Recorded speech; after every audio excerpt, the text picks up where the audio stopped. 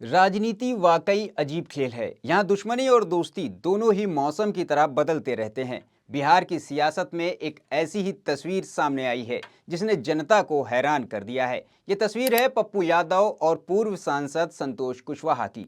ये वही दो चेहरे हैं जो कुछ महीने पहले तक एक दूसरे के खिलाफ आग उगल रहे थे, सार्वजनिक मंचों पर एक दूसरे को हराने की कस्में खा रहे थे। लेकिन अब ये दोनों नेता पूर्णिया में एक साथ मंच साझा कर रहे हैं, गले मिल रहे हैं और एक दूसरे की तारीफ में कसीदे पढ़ रहे हैं। दरअसल पूर्णिया में निर्दलीय सांसद पप्पू यादव ने रविवार को धमदाहा विधानसभा सीट में महागठबंधन के राजद प्रत्याशी संतोष कुशवाहा के समर्थन में दमदार रोड शो किया। इस दौरान पप्पू यादव राजद प्रत्याशी संतोष कुशवाहा को बुलेट पर बिठाकर जनसंपर्क करते भी नजर आए। दरअसल ये दोस्ती अचानक नहीं हुई, इसके पीछे छिपा है सीमांचल का जातीय समीकरण। पप्पू यादव यादव समाज में मजबूत पकड़ रखते हैं, तो वहीं संतोष कुशवाहा कुशवाहा समुदाय के नेता माने जाते हैं। दोनों का एक साथ आना यानी यादव कुशवाहा वोट बैंक को जोड़ने की रणनीति है। पप्पू यादव और संतोष कुशवाहा के बीच की राजनीतिक लड़ाई करीब एक दशक पुरानी है। ये अदावत तब और गहरी हुई थी जब संतोष कुशवाहा ने पहली बार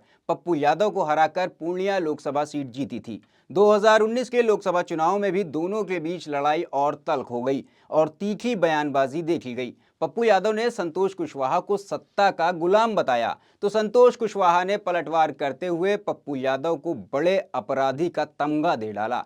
2024 के लोकसभा चुनाव में बाजी पलट गई और पप्पू यादव ने संतोष कुशवाहा को हरा दिया। इस हार के बाद कुशवाहा ने जदयू छोड़ लालू प्रसाद यादव की आरजेडी का दामन थाम लिया। कभी संतोष कुशवाहा को संसद से बाहर करने वाले पप्पू यादव आज उन्हीं के लिए वोट मांगते नजर आ रहे हैं। दोनों का साथ आना सीमांचल में सीधे तौर पर जातीय गणित को साधने की रणनीति है।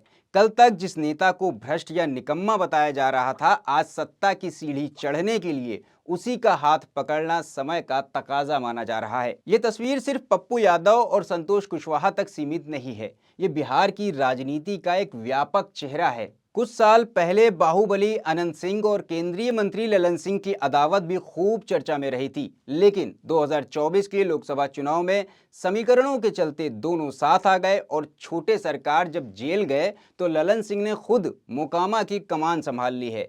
जाहिर है नेताओं के लिए राजनीति अब सेवा नहीं बल्कि सरवाइव करने की कला बन गई है। जो फायदे में हो वही सही है। जनता से वादे और नैतिकता केवल भाषणों तक सीमित रह गए हैं, जबकि जमीन पर सब कुछ सियासी समीकरण तय करते हैं। इसको लेकर आपकी क्या राय है, हमें कमेंट करके जरूर बताइएगा।